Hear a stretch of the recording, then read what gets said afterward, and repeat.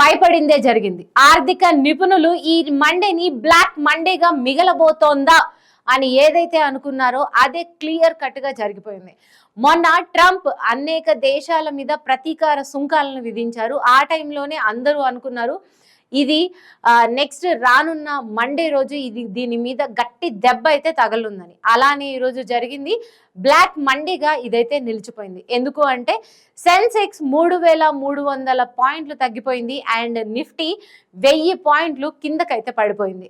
దీనివల్ల అండ్ ఇది మాత్రమే కాదు, ఇలానే గనక కొనసాగితే ఆర్థిక సంక్షోభాన్ని మనందరం ఎదుర్కోబోతున్నాం.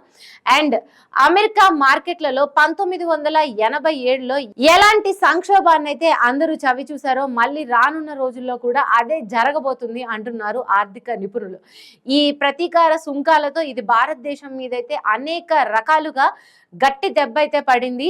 ఏదైతే మన ఐటీ రంగం లేకపోతే విదేశీ ఎగుమతులు దిగుమతులు వీటి మీద ట్రంప్ ప్రతీకార సుంకాలు గట్టి దెబ్బనైతే కొట్టబోతున్నాయి. ఇది ఇంకా బిగినింగ్ మాత్రమే అని, రానున్న రోజులలో ఆర్థిక సంక్షోభానికి ఇప్పటి నుంచే అడుగులు పడుతున్నట్టు అయితే ఆర్థిక నిపుణులు అంటున్నారు.